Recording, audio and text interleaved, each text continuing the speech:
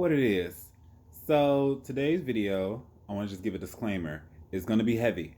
I'm going to be talking about mental health. I'm going to be talking about suicide, and more specifically, I'm going to be talking about my story and my relationship with it. Again, it is going to get deep.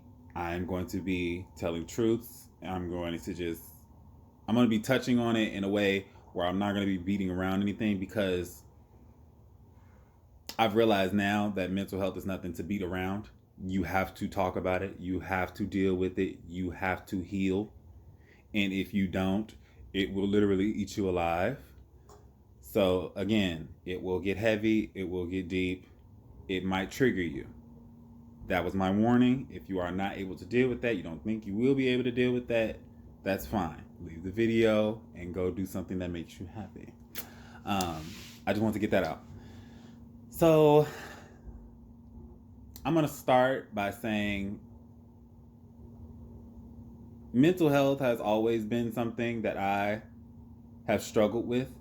And that's because of my upbringing, watching violence and watching dysfunction. That's what I internalized on how things are supposed to go. I was surviving, a lot of my life. I was making do with what I had because that's what I have. I always have had my anxious days and my anxious moments where I'm concerned about what's next, what's to come, why is this happening, why is it happening to me, like all of that. My mind is always going, or at least it always was. I was constantly thinking about what could be, what could go wrong, instead of just enjoying the moment. And I think that's where anxiety really got me, is that my anxiety was always focused on either the past and how it's still haunting me, or the future and how I'm so afraid of it because I don't know what is it to come. I was ignoring the present, and the present is exactly what it is, a present. It's a gift. I was hearing a quote, and I don't know exactly who said it, but it made sense. The past is history, the future is unknown, but the present is a gift. So live that. Also, with depression, having that anxiety and then dealing with depression. My depression came from me feeling inadequate because the love and energy that I was giving out to the world and to people was not given back to me how I deserved it and how I was giving it out. I have always been so trusting and loving and kind, and I always assume the better and the best in other people. Not to say I don't anymore, but I have discernment to see if you are not what I thought you were from the get go. I move your category. I'm not going to be like, well, maybe you can change, because that's not what you're showing me. I'm taking things for face value, and that's what it is. So before that, I didn't do that. And I was constantly putting myself in situations where I was set up to fail and set up to be hurt. But again, I didn't know that, because this is how I made my relationships prior. Like all my life, I've made relationships on trauma bonding and, having, this is all I had. It was dictatorships, and I wasn't as independent as I thought I was. I wasn't putting in the love, the energy, the support, the care, the patience into myself as I was into others. If I messed up something, like let's say I'm carrying groceries up the stairs, if I happen to drop one of the bags and something falls out, oh my God, it's so stupid. Oh my God, I'm so dumb. And it ruins the whole day. And before I know it, you've already, one, called yourself out your name. You have equated all of your worth to one thing that happens, knowing, well, not knowing. I didn't know at the time, but now I know. We're human. We're going to make mistakes. Those things are learning lessons. They're stepping blocks. And that's all it is.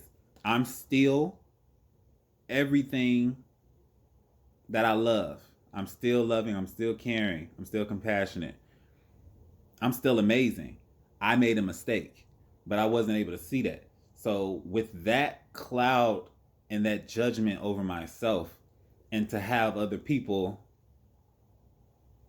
not cherish you along with your own views of yourself, and you not cherishing yourself, I fell so deep in my own mind and I felt completely unlovable. I felt completely unworthy. And I felt there was no need for me to be here anymore. You know, the pains of me constantly going to bed crying, worrying about where I'm going next. Why won't people love me the way I know I need to be loved? Why aren't people nice to me? All of that all the time was too much at the time. It was way too much to handle, to deal, to process. I wanted my mind to shut up, and the only way I knew how to do that, or I thought I knew how to do it, was to take my life, to end it all. I was like, at least if I end it all, I won't feel that anymore. I can be at peace. And that is such a horrible mindset I've realized that I've had, is to finally say, for me to be at peace, I need to not be living. It is so serious to even get to that point. And in between me even leading up to that point, I was reaching out. I was, trying to talk to certain people, certain family members, certain friends, like, hey, I'm having these feelings.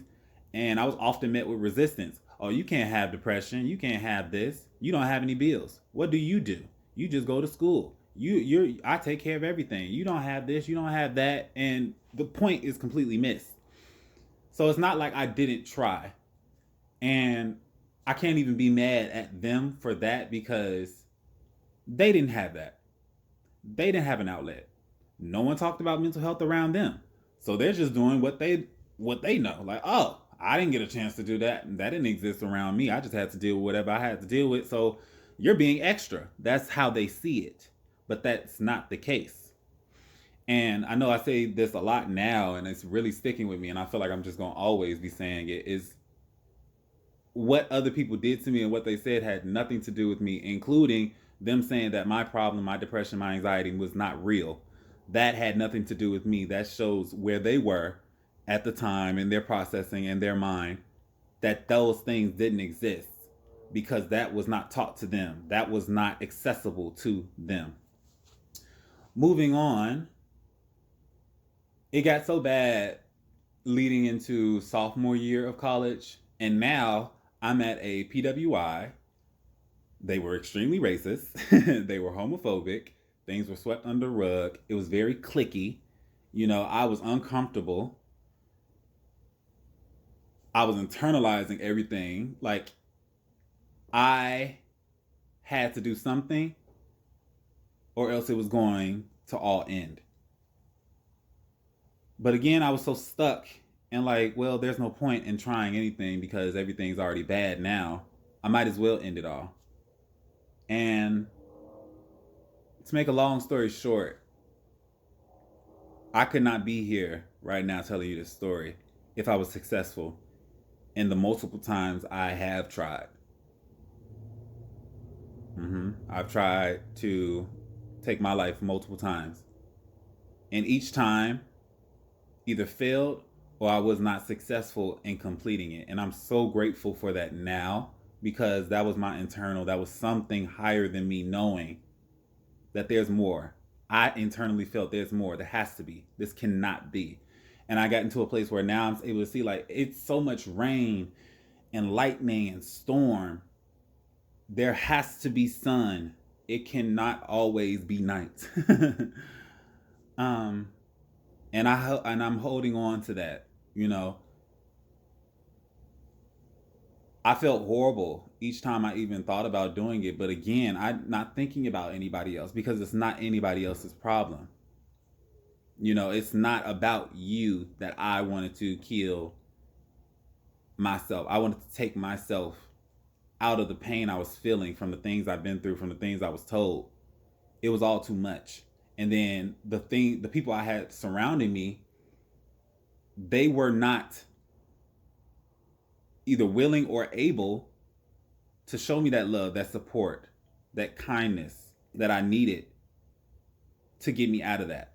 And again, I cannot blame them for that, because they did not have the tools. They did not have the lessons. They did not know this. At least that's what I'm going to assume. Because if they did know it and they just did whatever they did, again, that shows more about their character. A thing I want to touch on too is that if you know someone who has attempted or who has thought about, never make their pain about you.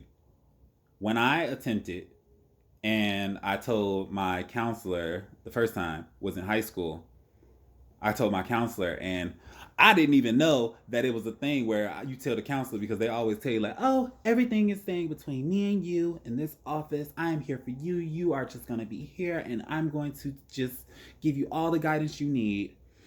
And I'm like, okay, cool. It's confidential. Great. I'm going to tell you that I felt this way and I tried to do this. She was like, well, I'm going to have to call your parents. I could have killed myself right there, because I'm like, that just made the situation that much worse, because those people that I was going out and trying to reach out to about the problems didn't do anything and told me it didn't exist. So now I'm telling you, and you're telling me you're going to tell them that I'm trying to take my life. It just got worse from that point. And again, she was just doing her job. That is what you're supposed to do. When someone tells you that, you're supposed to let someone know, because that is serious.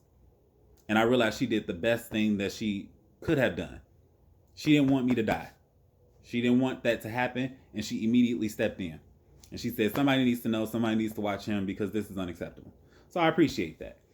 My problem was when those certain people found out, and people in my family, friends, or whoever, they found out, I was told I needed to apologize to them because they feel like it was unfair and it was disrespectful for me to try to do that because I wasn't thinking of everyone else. Yes, yes, yes, yes. They said that stupid, idiotic, hurtful, mean stuff to me. Absolutely, yeah, they did. Ooh, child, who was calling? Not right now. So, and at that moment of you going through that, and then for them to tell you like, oh, all of that, put that to the side. I'm more important right now, because that's what it was. You need to apologize to me. You know, it's just unfair. It felt like they felt that they owned me, and me harming myself or attempting to was a direct offense to them. Disgusting stuff, no, right? I know. And another thing, like, I'm not looking at it as I'm a victim of that. I've grown from it. That is my past. That is my history. It has made me who I am today. I'm in a much better headspace, and again, I'm able to look at the situation not as like, oh, it was horrible and why me? No, it happened to me. I know why it happened. I have a feeling I know why it happened, and I'm pretty sure I'm correct in why it happened. What I really needed and what is needed to be done when someone is going through that is compassion. What should have been done is, as soon as you found out, you were supposed to come to me, or you go to that individual, you hug them. You tell them you love them, because those, you love them, they are worthy. You want them. These things, that's what you're supposed to say to them. It's not about you anymore at that point. You know, someone is already hurting so much that they're wanting to take their own life. It is not about you. Because at the end of the day, all I really wanted was someone to tell me that you are loved. You are deserving of the things that you want. I want you here. You really want you here. I want you to want you here. I didn't get any of that. I didn't get any of that. I got anger. I got irritation. And I was made to apologize for my own feelings and my own pain. That's what happened. Thank God I grew from that. But it like I said, I've been through some things, and I feel it is my duty, and I've always had this feeling that I'm supposed to be doing something more, sharing my stories, sharing these stories, because I know it's not often thought about suicide specifically in black communities or black people or people of color. And it is very real. It's just so silent and hidden. And that's what's so dangerous about it. There are so many families and environments where you are making it so hard for people to be themselves and to be vulnerable with you when they are in pain, because you are constantly not creating that type of environment. There needs to be unconditional love. And I feel like a lot of people don't understand what unconditional means. That means when you're angry with me, that means when you don't see me doing something that you would have pictured in your mind. That means when I mess up, you still love me. Your love is not exchangeable. Your love is not conditional on whether I'm doing this or whether I'm doing that. You love me regardless. That's what I needed. That's what I deserve. That's what I have now. I didn't get that. And I didn't feel that. Whether or not that's the intentions or what they were trying to do.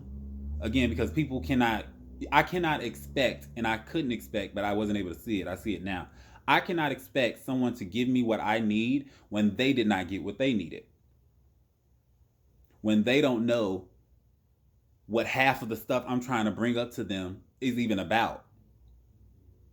Depression, anxiety, suicide. What? Black people don't do that. Yes, we do. Okay? It happens.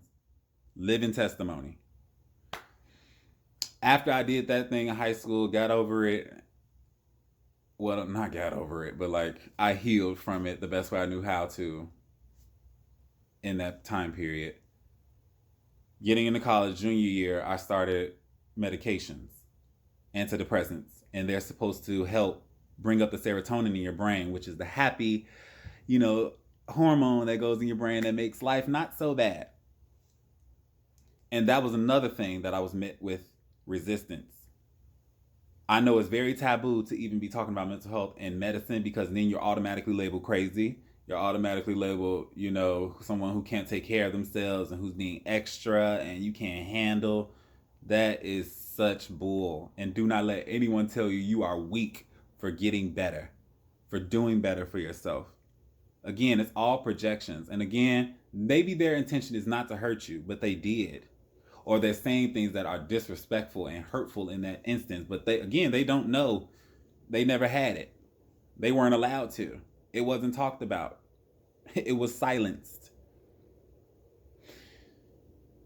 I was on antidepressants and anxiety medication for not that long. About a year or two after I got them. And they were doing wonderful things for me. They were helping. But I realized as I was taking them, so much stuff was still going on with me. I was still being disrespected. I was still in toxic relationships. I wasn't at a point where I was able to see that I needed to get out, and I wasn't able to make those decisions for myself because I was still codependent. So as I'm going through more stuff and I'm on these antidepressants, they're not working as effectively as they were because, again, I have a higher load of stress than I did when I started it. So yes, they were working, but now the problem arises when you have more stress. So now that's not working. You go back to get a higher dosage. And then again, you're met with see, it didn't work. Look at you now. Instead of, again, you missed the point. Not that, he has more stuff on his plate. That's why they're not working, or it's not as effective. It's, see, it never worked. I told you it wasn't going to work. That's why it's not working, because of that there. Stop being rude. Stop trying to hinder other people's success and happiness in their own lives. If they're doing something that they know, or that they're trying to at least just get better for themselves, let people do that. If you have an opinion about something, you hold it. You can have it. Absolutely sensational. But do not try to ruin somebody else's thing because you don't agree with it. Oh, well, it's your life. You did it. Oh, that's you. You had your life. You have your life. You had the time period to do what you wanted to do. You didn't. Age ain't nothing but a number. You can do whatever you want to do. But when you try to dictate someone else's because of things you've done and things you think, you can keep it. No one asked. It's just, yeah. So I had to get higher dosages of that. And even when I was getting the higher dosages of medication and I was going into therapy, I was also going to therapy. So it was medication and therapy at the same time, which is also a wonderful duo. I highly recommend therapy, period, for any and everybody, whether you feel like you need it or not. Everybody needs therapy. It's helpful. Oh, you just get it all out. You express yourself. They let you know some things. They help you see things differently. They help you see why you act the way you act. Are these things, is this really your personality? Are you really shy? Or are you built that way because of the things you went through? Every time you tried to speak up, you were shut down. So now you just learn to handle things on yourself. So now you're just quiet and reserved. Is that really who you were? Is that really who you were meant to be? Or is this who you were adapted to be? That's what I went through. I went through reconstructing myself, taking off all of the stuff that was portrayed to me. I'm like, this is not me. This is not me. These things are not me. I had to see myself for who I was in a very long time. And that was also very difficult to do.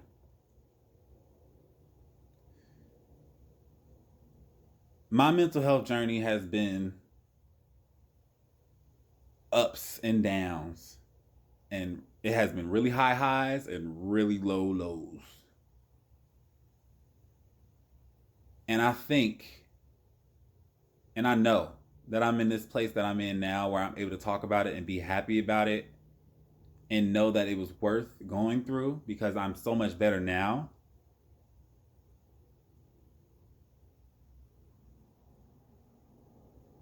Everything happens for a reason. You know, even in the midst of me not having anyone, I was always there for myself and I didn't even realize it. Me reaching out for help, me wanting better for myself, me deciding, no, this cannot be the last option. That was all a sign that there is more. I am worthy of love. I am loved. And when I did reach out, and over time, you know, from high school, and I reached out that first time I did, I had to learn I can't reach out to those people anymore about anything that's going on in that situation because they will never give me what I need in that regard. They just won't. So I reached out to new people, and that's another thing I had to learn. Being vulnerable means being vulnerable, period. You know, it's scary. Everything is uncomfortable until it's comfortable. Literally, you know, going to a new school, moving into a new house, you know, sleeping in a new bed, working out, eating new foods. Everything is uncomfortable until it's comfortable. You go to a new job, you're scared, you don't know nobody, you're not really doing well at the cash register. Give you a few months, you got it like it's like you've been doing this for 3 years. Now you to someone else look like a pro. That's because you've been doing it. You found your own way of doing things. You figured out your own little system. Now you're comfortable. And I had to learn that as well. I have to reach out to those people. Life is full of ups and downs. That's just what's going to happen. Life is full of, you know, 1 minute, you know, you're reaching out to this person, you're not getting what you need, but you might reach out to this person and they will be exactly what you need in that moment.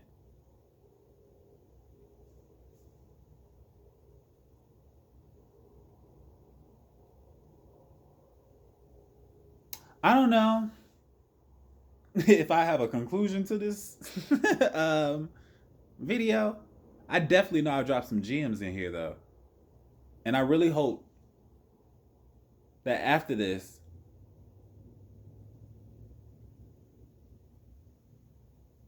that kindness is on your heart. Kindness is in your mind. Not only for others, because you never know what anyone else is going through, whether you think you do or not. They can be the happiest person, seemingly, and be ready to end it all tomorrow. You never know. So just be nice to people, okay? Especially the people you say you love. If you say you love them, act like it. Actions speak louder than words any day, every day, all the time. I don't care what you got to say. Because I've heard it before. Heard it all before. I need you to make some moves if you're going to say it. Be about it. It just is what it is. Be kind to yourself. Trust yourself. Be patient with yourself. Love yourself. Put everything that you want someone else to put into you. You can definitely do it for yourself. Tell yourself you're beautiful. Tell yourself you're worthy. I love you. Hug your damn self. You can do that. Take self-care days. Work out if you're not liking what you're looking like. Eat different. You can do. You have a choice in everything. Life is yours. Your life is yours. You are loved. You are deserving of love. But you have to know that. And you have to only accept that. If someone, something, some situations are not giving you that and you know it's not given, you have all rights to go and find it, to go make it for yourself. Mental health is important. Suicide is serious.